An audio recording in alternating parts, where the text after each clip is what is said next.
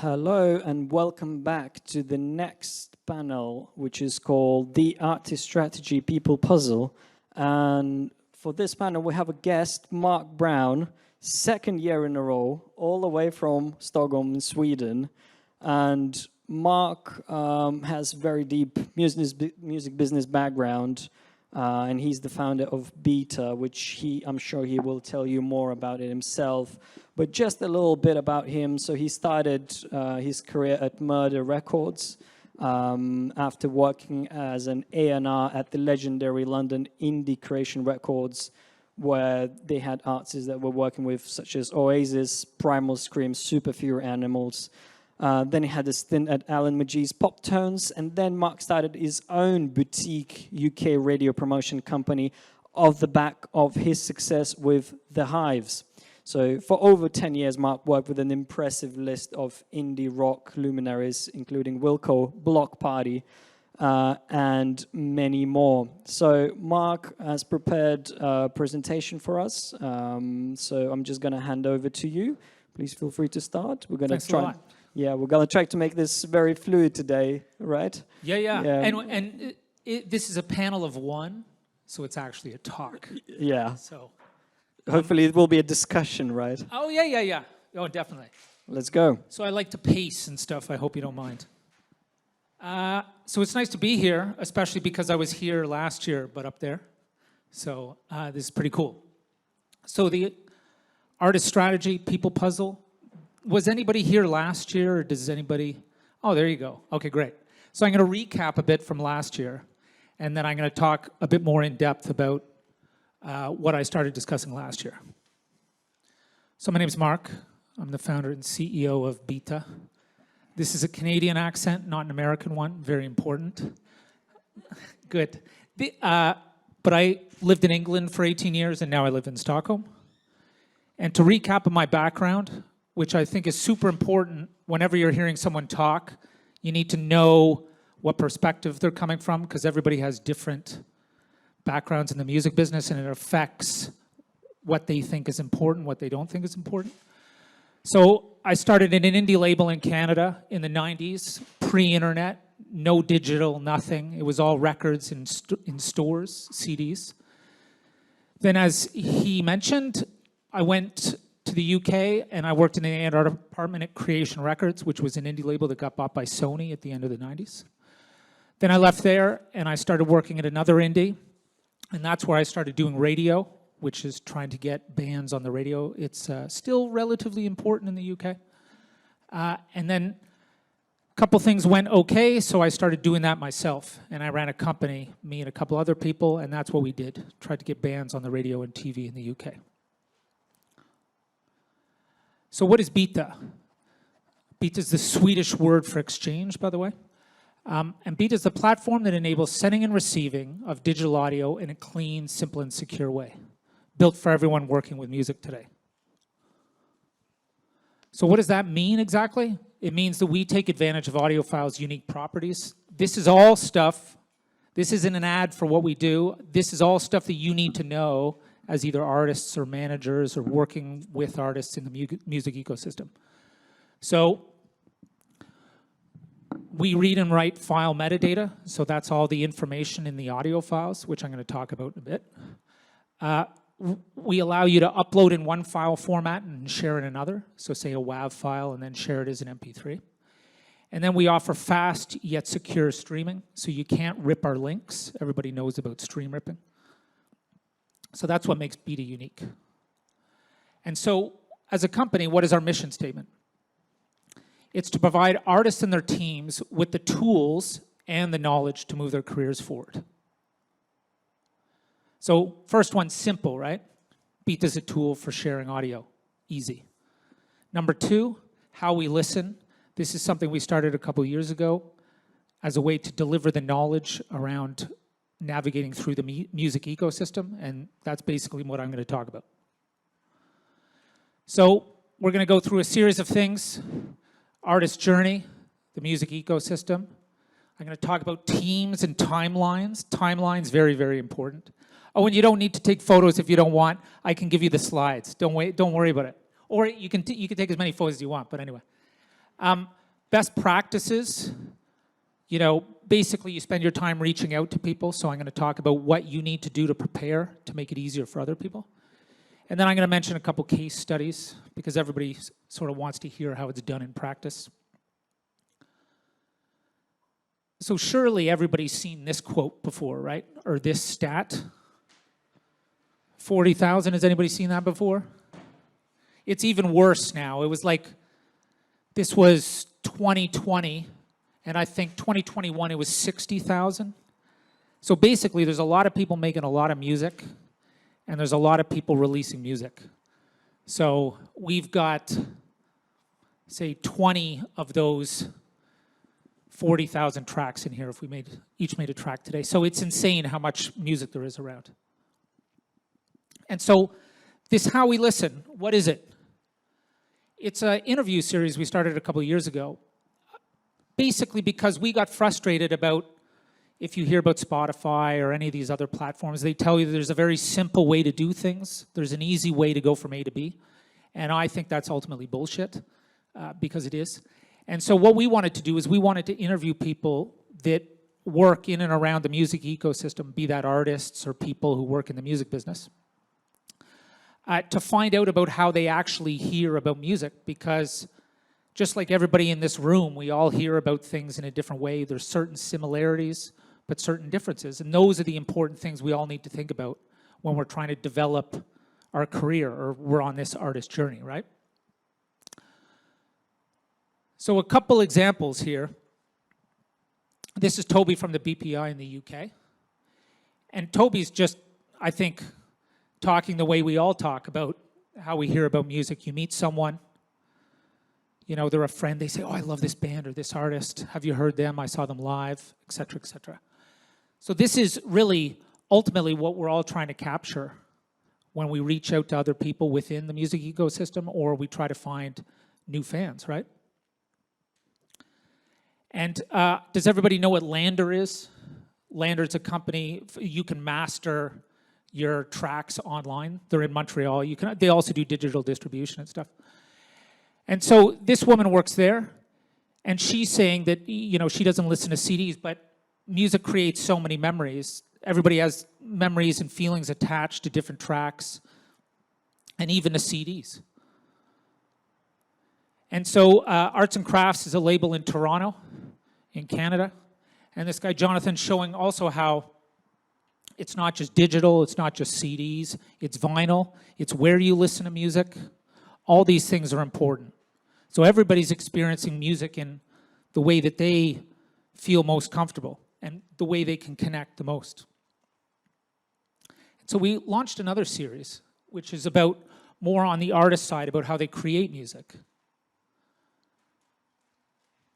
And so Wise Boy Jeremy, he talks about something interesting in this idea of collaboration, because a lot of what you're doing as an artist or even as a manager or in a band or as a producer, you're collaborating with other people. And I think as you look to even promote your music, gain awareness for yourself, it's important to understand that it is a collaboration the whole way along.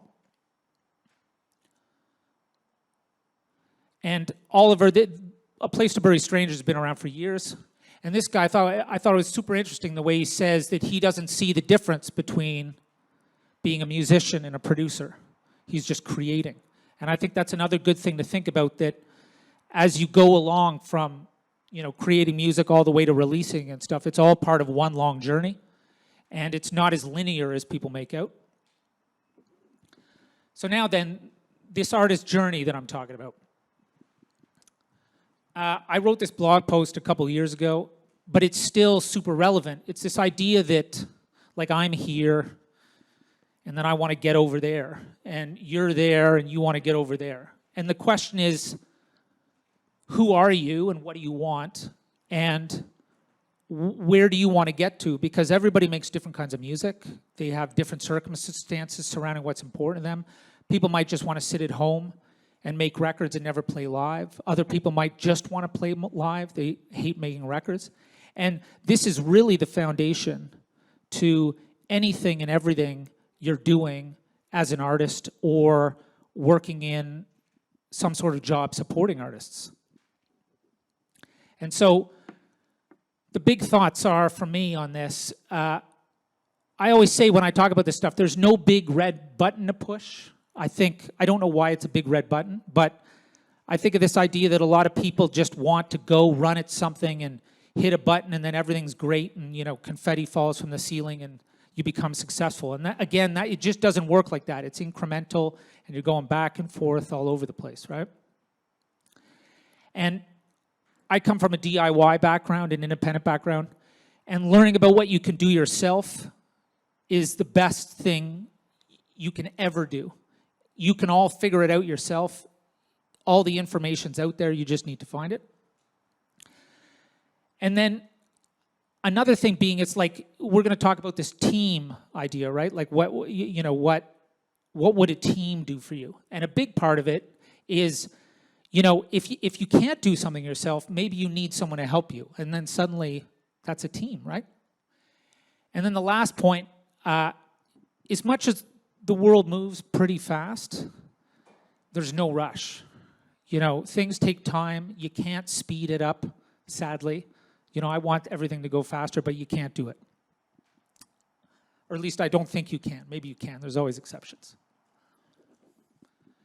So the music ecosystem, I purposely don't use the word industry. I hate the word music industry. I think it's bullshit. Because it implies that people are inside or outside. And so I call it a music ecosystem. And it looks like this. That might look a little messy. I think this is a handful of years old, though. Maybe about 5. But this is what you're all sort of working with. Does all this make sense? This is the UK, by the way, as well. Does it make sense, or does it look scary or weird? I guess it's sorry to interrupt. I guess it's sort of fairly similar here in smaller markets such as Lithuania. It's just, I guess, not all of the sort of subcategories are as big as in the UK, because you mentioned that it's modeled on the UK one. So I guess all of it exists to some level, but obviously that level is just not as many. Let's say, I don't know, let's see fashion. Okay, record label marketing, non-music marketing, fashion. So I guess that level, you know. You'd have all these though, right? Yeah, so, you know, press, radio, TV, online, club, all makes perfect sense. I guess club as well, club commercial, DJs, there's some activity definitely happening here. But in the UK, you have like even pluggers who can sort of go to which is what I did, Right, which is what you did as well, right? Yeah, exactly. Okay. Yeah. Great. So a great example, right? Yeah. Something that can probably be used to push the music that artist is releasing, right? Exactly. And I'm gonna talk about that in a bit. So, but if you think back to those people that I had, the guy from the BPI, he's from an organization, and the woman who works at Lander, and then the artists, and then the producer guy, they're all up there, right? So you've got an artist, you've got the artist produced there, you've got the distribution, the woman from Lander, that would be there, up there, right?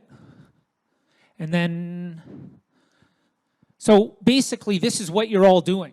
No matter what kind of music you make, you're gonna be looking at something like this, even if you don't really realize you're looking at something like this. And it all depends on the kind of music you make. So in the promotion thing here, so you've made your music, you maybe have a record label, you maybe not. And then you have these things, ways to get on the, you know, to get attention, right? And the way I talk about it is, like, if you're a death metal band from, you know, black metal from Norway or something, you're probably not gonna play on TV in the daytime. But if you make pop music, there's a good chance you can get on TV in the daytime, and you might not, they might hate talking about you in the press because you're boring. There's no scandals around you or whatever. And this is, again, where we start talking about this idea of, I'm here and where do I want to go?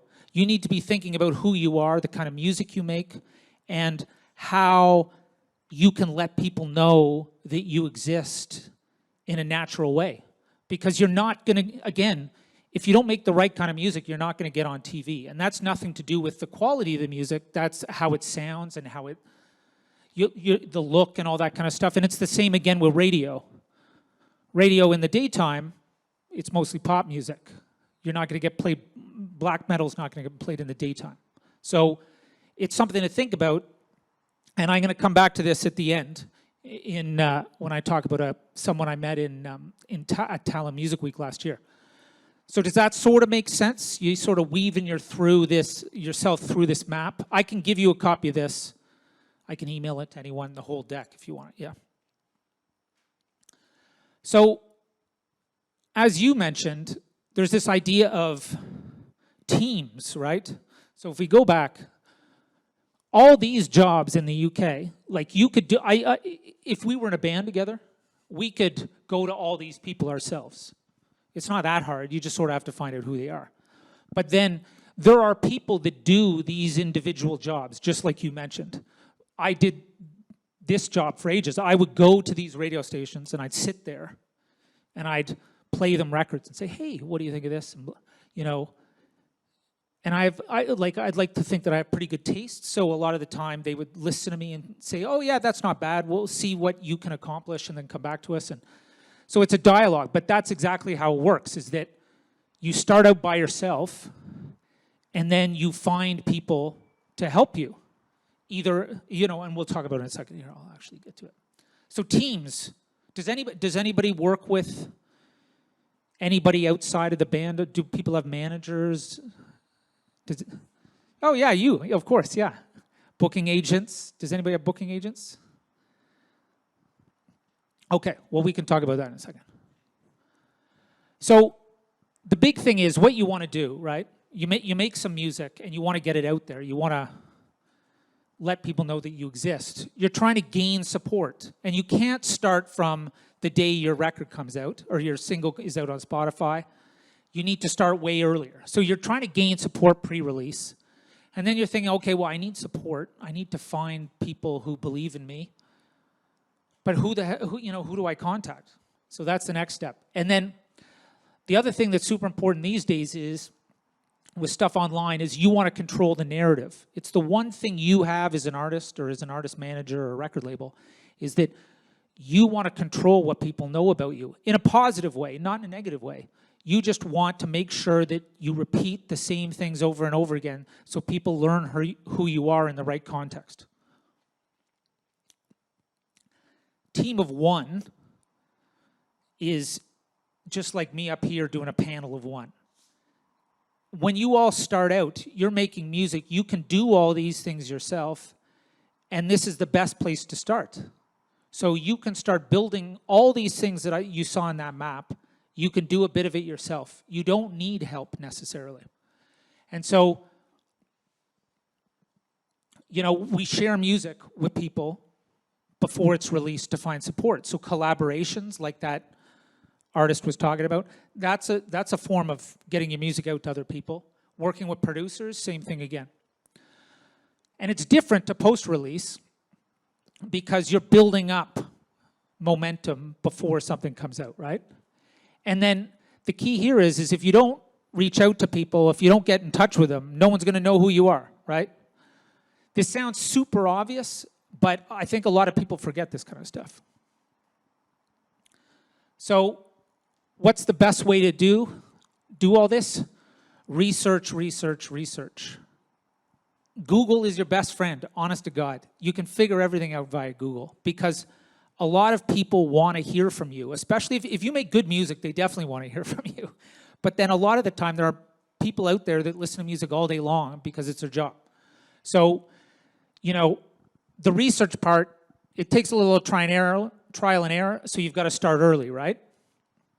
You've got to be able to make sure that you have enough time to reach out to people, to get back to them. They miss things, et cetera, et cetera. And then you've also got to know what you're asking for. So if you don't know who you are and what you want to accomplish, you're not going to know what to ask people. And then when they say, hey, your record's pretty good, what are you looking to do? And you're like, I don't know. So again, you need to know what you're trying to accomplish. So here's a perfect example. These are some friends in, this guy lives in the US, but Paradise is a company in Berlin. And he's just a perfect example of someone you're thinking you might want to reach out to him to get your record released. And he's saying, promo links like sending your music to someone. This is the way he wants it. And this is something that I think is super important to think about. When you're reaching out to someone, you're looking for support from them. You're saying, you want to get in touch and say, will you release my record, or will you be my booking agent, or will you help me accomplish, get on the radio either here or in the UK or anything like that. You need to make sure that you make it easy for those people to listen to the music, otherwise they're not going to. So this guy, he says he likes streams. Or no, he likes downloads. So he doesn't want to wait for a stream, right? So you got to be thinking, what does this other person want? And then again, this woman doesn't want downloads. She probably wants to stream something, right? So again, you're in a situation where you want to make sure that you provide the person on the other side of the table something that makes it easy for them to listen to your music, because that's your biggest currency, especially at the start. No one knows who you are. They don't know if your music's good enough. You want to make it easy for them to listen. So, as I've said, think about what the recipient needs. It's just like contacting anybody about anything. The music ecosystem is no different than the rest of the world. Make it easy for them to listen. It's as simple as. You can't read their minds. If you need to, you can ask them. Give them time to listen. So timelines, it sounds so boring discussing timelines, but I notice just how much people don't think about timelines. I have a friend who works at, I think it's CD Baby in Canada. And he's like, the amount of artists who get in touch with me on a Friday and say, I want my music out by Monday. And he's like, no. That is exactly not what you want to do. I see someone smiling up there and agreeing with me on the computer. That's exactly, they know what they're talking about. You don't want to do that. So you got to step back, think further ahead. And then again, be clear about what you need. What are you trying to accomplish, right? Metadata. Does anybody know anything about metadata? Maybe? Yeah, definitely. Okay, we've got at least one person who says definitely. So, there's two types of metadata, basically. There's the stuff that's embedded in the files, and then there's the stuff that you submit to streaming platforms. And I like to discuss this because it's sort of our area of expertise, and it's something that a lot of people overlook.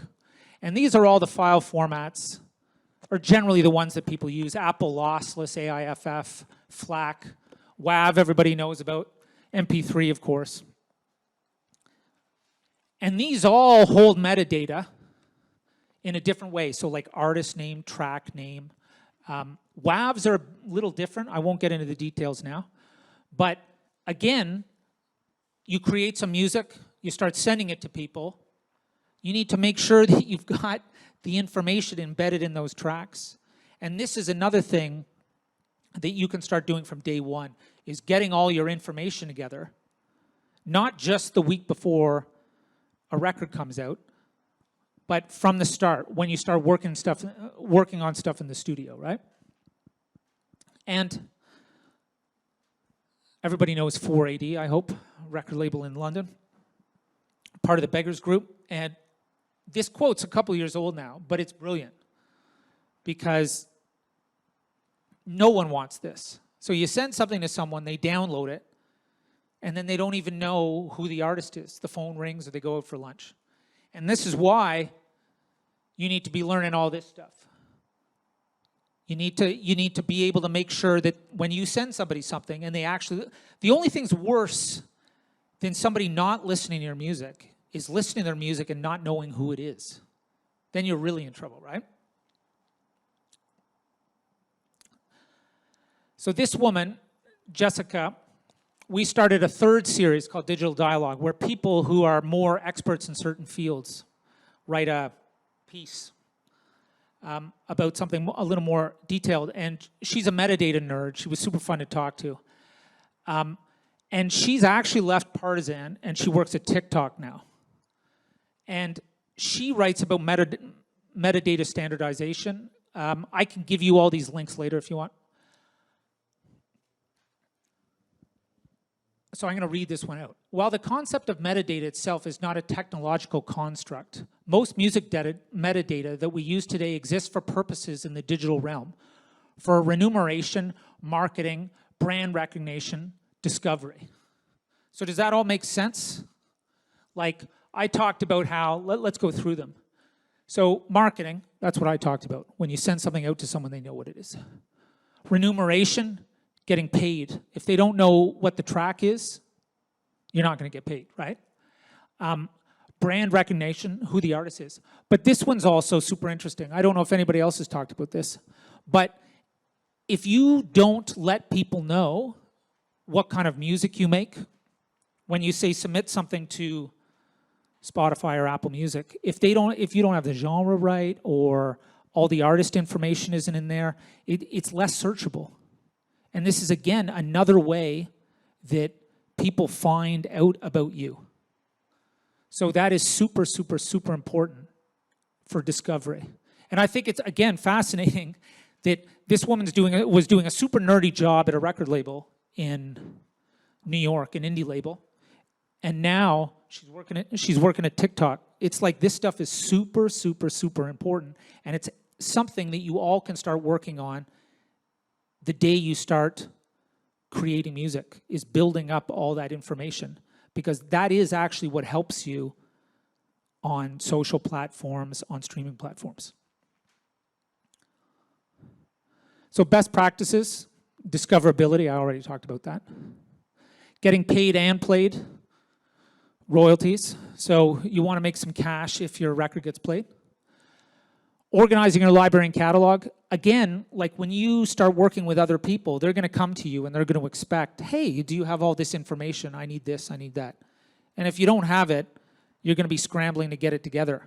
So it's actually something you can start doing right away. Good practice and improve workflow. Like this is, we're talking about making music. Sorry, I have to use the word workflow. It sounds super boring, like we work in an accountancy firm. But it is important. This is the boring stuff, but the boring stuff is the foundation to the exciting stuff. So you can't really rely on anyone else. You got to do it yourself. So teams, like when do you build a team? I say there's these three ways. So you're doing everything yourself, and this is another here and there type situation. That if you think about it, there are some people that are amazing at doing everything themselves. They want to be in complete control. They work night and day, emailing people, reaching out, and they're really good at it. They don't want a manager. They don't want any help. They want to do everything themselves. That's number one, that they've done everything, and then they're like, okay, I can't do this anymore. I'm going to find someone else to help me. Number two, it's, if you think about it, you're pretty good at a couple things, but then you're like, I have no idea what to do about, oh God, something boring like publishing. I don't know what to do. So maybe you have to find someone to help you with that. That can be a publisher. That can be somebody who collects your royalties for you. Whatever it is, there is someone out there who can help you with the things you don't know. And then the third thing is a pretty good one, because generally, when things start going well, you need people to help you, right? So you could do 1 and 2 slowly, and then when it goes really well, you can get loads of other people to help you. But there's no rush. You need to be very conscious of the fact that you can do most things yourself, and you need to take baby steps. And if you've got people working with you, they're taking a cut of the action. So it's a balancing act. Again, timelines, boring as hell, but super, super, super important. I've got 12 weeks up there. Does anybody think, what's that, 3 months or something? Does anybody think 3 months ahead? Anyone? So? Oh yeah, but you don't count. There was a yes at the back I had. There was a yes. Of course. Of course. What, 1 year? 3 years? Do I hear 2 years? Do I hear 2 years? Do I hear 3 years? No, so anyway, this woman sitting in the front here, she's a booking agent. She's saying 1 year up front. So it's super important. And the reason I ask and the reason I expect people to say no is because a lot of the time, timelines are an afterthought because people are so excited about getting the music out. So I try to reinforce this point. So I'm very happy to hear that everybody's thinking so far ahead. Now, this next one is a good one. And I'll use booking as an example, right? If you're a booking agent or if you're going on tour, you might need to think a year ahead. But say press is what, 3 months up front? And then radio is maybe 6 weeks. So different areas have different timeline. That's another thing to think about. And then assess what assets you have. This is another good thing. It's just like I'm saying with that idea, you send something to someone and they listen to it and they don't know who you are. It's the same idea that someone comes to you with an opportunity and you have no assets. You don't have any stuff for socials or you haven't made a video. Not to say that you need a video. But all those kind of things are important and you can do that up front. And you can do it alongside creating your music. And again, I keep saying it over and over again, what do you want to accomplish? So if you're that black metal band, maybe you don't need a video, or maybe you do. You know, these are the things you need to think about depending on the kind of music you make. And then here's an example of timelines, because we haven't talked about sync at all. So Centric Music, if I understand it correctly, they're a company that do short-term deals to collect publishing and stuff. Is that right? Correct. Thank you, sir. Thank you. Anyway, and so this shows basically, I'll read it out. Sometimes music supervisors are looking for a track that will be released to coincide with the commencement date of their production, which could be many months away. So it's advantageous to know about pre-releases in that sense. But then, of course, they could use tracks that are old as well. So timelines, they're different everywhere. So teams, timelines, success. So get feedback from your team. Big thing is communication. So you as an artist communicating with the people you work with, the people that you work with communicating with you. Look for gaps. There's always something missing somewhere. Communicate your goals and wins with the team, which I'll talk about again in a second. And lead your campaign. And this goes for anyone, if you're an artist yourself, or if you're a manager or a record label. It's okay to push a bit. You know, the people who are helping you out, they're probably helping because they like your music. Well, most likely they are. And, you know, they want to be led. They want to hear how things are going, and they want to know if there's anything else they can do or that you can do for them. So case studies, this is, I don't know why I've got that photo, but anyway. Do you want to, there you can laugh at that again if you want. So Talent Music Week, Jamie, who I work with, and I were there. And this story, I think, is perfect for what we're talking about here and what I've been mentioning. So we did this talk, right? And this guy comes up to us after, and because I talked about being a radio plugger. And he said, like, how do I get on the radio? Like, what am I supposed to do? I'm like, okay, well, what kind of music do you make? And he's like, I make sort of a left field electronic music. I'm like, what? You're not going to get played on the radio, dude. Like, it's just not going to happen. So then I started asking him some more questions. And I said, so what do you do on YouTube? And he's like, oh, nothing. I'm like, what? Like, you make electronic music. You know, he was talking about how he was good at doing audio-visual stuff as well. And it's like, everybody knows that, like, YouTube's the second biggest search engine in the world, right? Like, it's huge.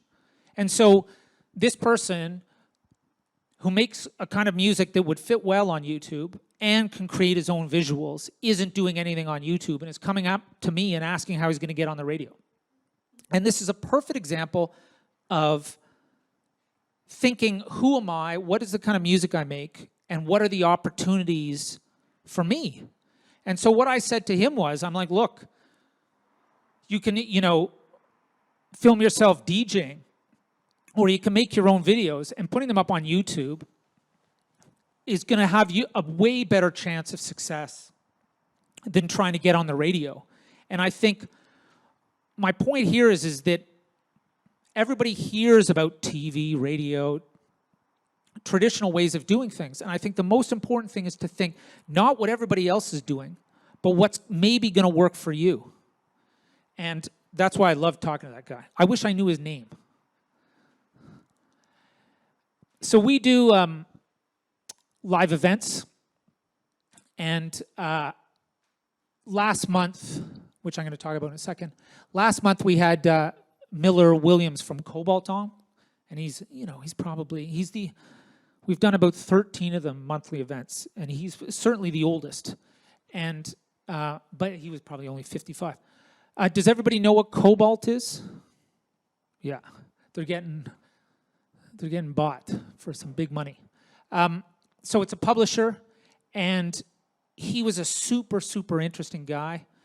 The video's on YouTube, and he's talking about things like, like if you're writing songs for other people, it's better to write a song for like a K-pop artist because they still make CDs over there, so you're going to make more money. Like, it was like weird insights into things that I had never thought of before. But I know that everybody hears, TikTok, it's where it's at. He mentioned this woman. Has anybody heard of this woman, Katie Gregson MacLeod? I hadn't. But supposedly she's quite popular in the UK. I don't even know what kind of music she makes. But he referred to the fact that in the last couple weeks, she's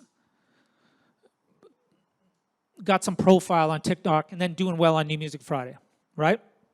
But the first thing he said was, she's been around for 5 years. She's been playing gigs for ages. And she's been building slowly over a period of time. So these ideas that suddenly that word broke or break, it doesn't happen overnight. It can do, but you got to be thinking a lot of the time what's really going on is people are slowly inching towards something, and then suddenly things go well. So that's a really, really important thing to think about. You're thinking about who you are as an artist and where your music's going to be best received, and then you nudge away at it over time, and you should get there. So I talked about how I was a radio plugger. I also put out records, and I was also a manager over the years. And I just want to reinforce a lot of what I've mentioned from another side of the table. So when I was a radio plugger, either artists or managers or record labels would hire me. And they would come to me and they'd say, Mark, what can we do about this? Are we going to get played on the radio? But it was their job to provide the timeline and the assets and to coordinate with everybody. And that was fully expected from me, that these people would sort of be on my case and would be exchanging information. And the best people, be it artists or labels or managers, that I worked with were the ones who could feed you information, new information all the time. So being engaged as an artist with the people you work with and the people around you really does create success. It does help motivate people. And as a label owner, it was the same. I was on the different side of the table. I would have to go to other people and collect information and take it to someone else. And it's that communication that really helps. Like that woman that Miller from Cobalt mentioned.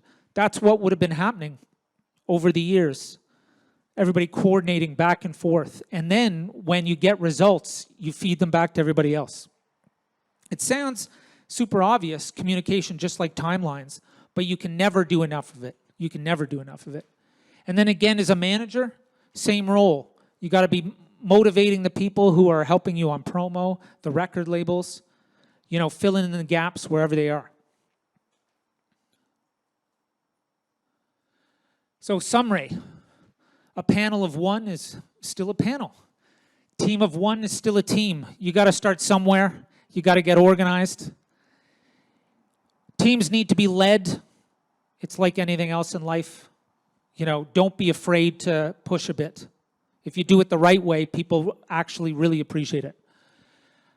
And then timelines encourage communication and opportunities. They really do. Like, you only get to release your record once. It's never going to be perfect, but learn from it. Learn over and over and over again how to improve these things, because you can. They're not static. You can get better and better at stuff over time. Couple things.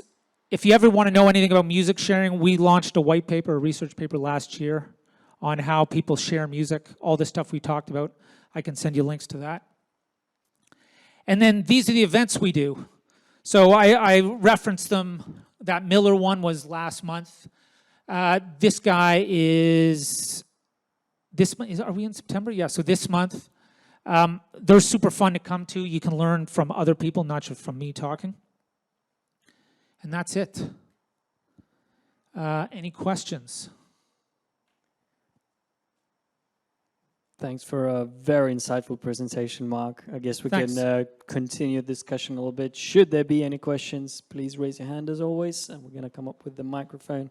So I guess one of the last things that you touched upon was the teams and the fact that, one artist is still a team. Yeah. And I guess, over how the years are changing, more and more people start working with various freelancers doing some bits rather than having someone full-time doing something for the band or the artist, right? So how do you see this shift, the artists working with more like freelancers rather than full-time teams, and any insights on that? How it's best to find those people, manage those people and those teams?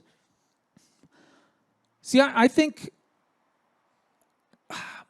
like working with radio pluggers, all that kind of stuff, like they are sort of like freelancers. And I think if you focus on doing things yourself and making good music, this is everybody's going to hate this advice, but if you focus on making good music, everybody will find you. Especially in the UK, like everybody's desperate to find something new that they like. And so if you're making good music, people will start reaching out. Like when I did radio in the UK, there was tons of competition to work with the good bands, no matter how, and for free. People would work with bands for free because they knew they'd make money later. Would you say that was always the case, or maybe times are changing a little bit and there's more music, but maybe there's less good quality music? What are your insights throughout your long career? On the quality of music? Yeah. There's tons of great music. And, but I couldn't possibly comment on that kind of stuff, but I think there's always a lot of great music. That's what's exciting. Creativity is never going to die, as far as I'm concerned. So there's a lot to get through. Right, and I guess as we slightly discussed in the previous panel, which was a bit about algorithms and them curating some music, there's loads of good old catalogs as well that maybe been made in 70s, 80s or 90s that haven't been discovered by the new generation yet. So I guess there's also a way of pushing that music as well and promoting that music in this new world, right? Well, that is quite interesting, because I'm 47 or whatever, and I've got friends who are like in their 50s who are becoming way more important now because they work with catalog. Like before, it used to be you'd release a record, then it was dead. And then now, just as you're saying, like catalog has become more and more important. Like, how do you promote catalog old songs? It's super exciting. And we've seen that over the last 2 COVID years as well, that people tuned into those bands that they were listening quite a while ago, right? And the data showed that there was quite an uplift in the old catalog. So exactly what you're saying, your friends feeling the same vibe as well, right? Yeah, I think it's amazing. Like, this is the thing. Like, you think it's a certain way, and then everything changes. It's like touring, for a perfect example. Suddenly you've got a COVID and no one's doing anything. No one's leaving the house. It's like, who would have thought that was going to happen? And that's why when you look at that map, it's like, I call it decentralized tension. Like, the music business or the music ecosystem is very decentralized. So you don't know who's got all the control. And as an artist or an artist manager, you want to hold that control, but you don't know what the most important thing is unless you know what you're doing, really, I guess. Right. I guess diving deep a little bit into metadata, and you touched on that a little bit in your talk. So let's say there is a band in the studio, and they're working on the record, and let's say there's 4 people, and someone recorded the vocals, someone played the synth, someone played the guitar, and then there's a producer as well who's behind the computer making some beats. So would you say that's the sort of the first phase where you can already start capturing some of the metadata, like who's doing what and what their contributions, and how would you say is best managing people within the band to try and agree on maybe those splits on who's doing what, and how much of the song or record royalties they have? So how would you approach these cases when there's multiple people working within the band? Well, that guy Miller, when just right before we were going to go live on our monthly event, he's like, "Oh yeah, I spent the day chasing people for information." So he spends, even at the level he's at, he spends his life chasing people for information on splits and royalties and stuff. And so, like, I couldn't. A band is it's a collaboration. So I think you all need to decide how you split that up yourselves.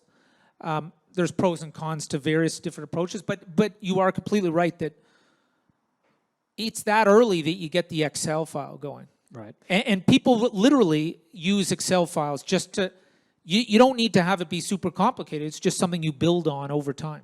Right. Can Byta help with that in any way at some point? We don't do any of that kind of stuff. But the one thing that I notice, especially when I talk more specifically about what we do, is that reading and writing a file metadata, there's never been a focus on people understanding the differences in file formats and stuff. It's because you don't go to school to be, you don't go to school to learn how to use Excel to capture, metadata for streaming platforms, sadly. And so this is just something that you need to learn to develop good best practices, really.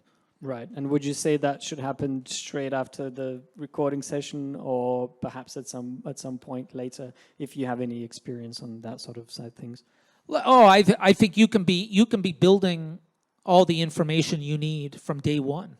From day one, as soon as you're making music, you name a track, right, and you have an artist name, and you have the people who are working on it, and that kind of information, you want to get it right from day one. Makes sense. Any questions from the audience? Anyone? Anyone? We have a question. One, yeah.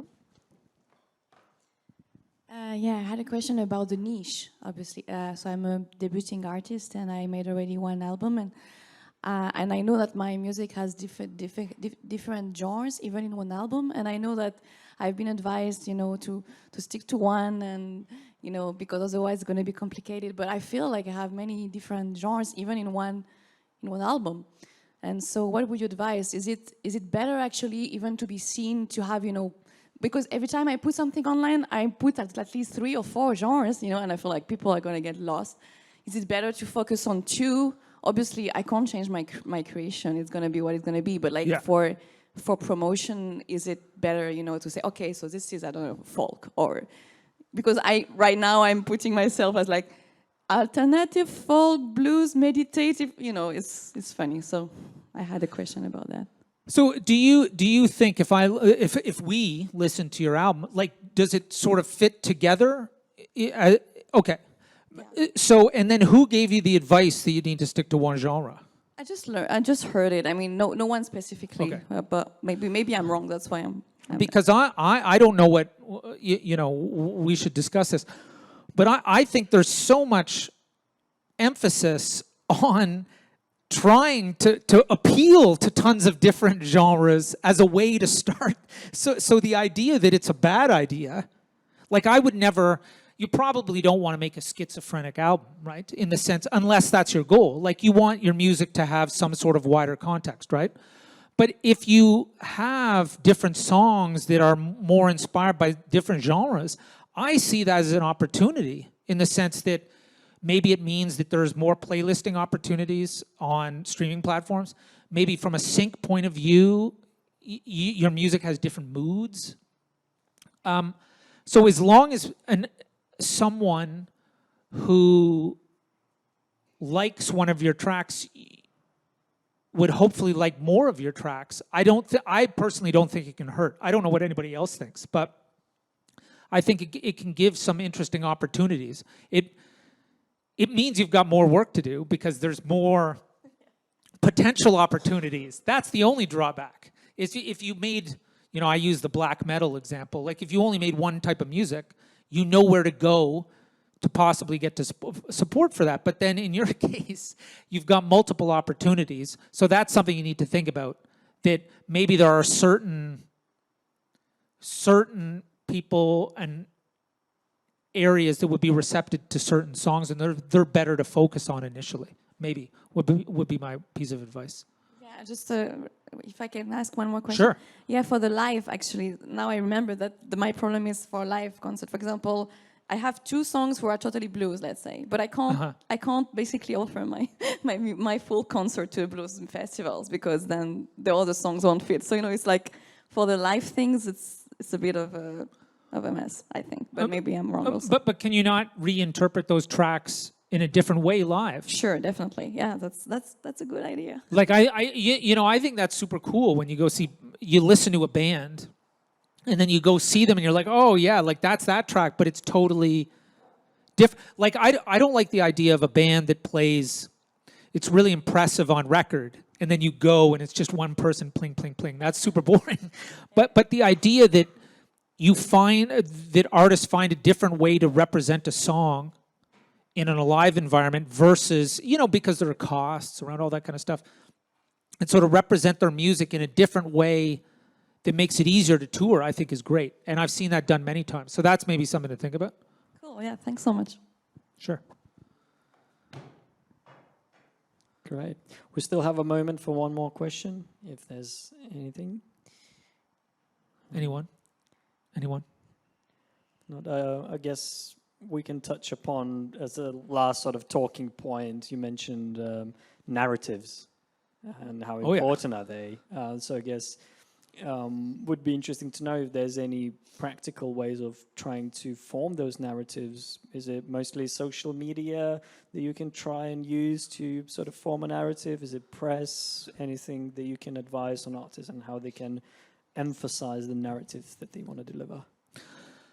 That's interesting because what you've mentioned are channels to distribute your narrative. And again, the bad news is that the narrative comes from you all. And I think, when I've done other talks, I use this quote from this woman who, Amber Horsberg's her name, she lives in Australia. And she helps artists do marketing. And she talked about Spotify as a spreadsheet with words. And that is a big problem, that you go and you look at Spotify and you see these little photos and you don't really know anything about the artist. And that's what a narrative is. It's this idea that I need to feel an association to the music I like. I listen to it and then I hear more about the artist. And so I encourage everyone to think not just necessarily about the channels, but also about what you're trying to say through those channels. And that's part of what I did in the talk. I didn't just want to talk about, I met a woman a couple months ago. I was on a panel and she talked about the most effective way to get some action on TikTok was to do all these things. And I thought, if I talked about that, it might have already expired, that effectiveness. Right. Whereas the idea of learning to know what you want and what you're trying to accomplish and what makes you unique as an artist are the things that you push through those channels. And that will never change, no matter what the channel is, if that makes sense. Yeah, and I guess also to reemphasize what you're saying is also, if you touched a bit upon Spotify and the new tools that they also provide the audience. So Canvas was one of the things that they put a lot of focus on, right? So that for anyone who doesn't know, if you're listening on a song on Spotify, there's a little few second video where you can show some visual material to emphasize the narrative. So I guess, would you say it's also, follow the newest practices that platforms, Spotify or TikTok for that matter, have to offer and try and utilize them perhaps as well? Yeah, if you think it's relevant to you. If Like, you say, think for that's the example- point, if that's relevant to you. Right? Yeah, like, and that comes back to what you're doing. You know, that Canvas thing, I've never used it. So if you're like, I'm putting all my money on Spotify Canvas, and you make music for 47-year-olds, I'm going to miss it. But if most of your revenues come from Spotify and your audience is Spotify, and you want to sort of improve the sort of the narrative push there, then it's the thing for you. Exactly. Right. That's exactly it. It's like, in certain cases, it's a bad idea, but in other cases, it's a good idea. Makes And sense. it's having an understanding of those different opportunities is what's key. And it's not a right or wrong thing. Close the doors that don't work for you and focus on the things that are important to you would be my advice. Great. And on that great advice, unless there's any questions? You can come up to me after if you're shy. Yeah, sure. So thank you very much for the very insightful talk and a good discussion. Thanks, Mark. Thanks very much.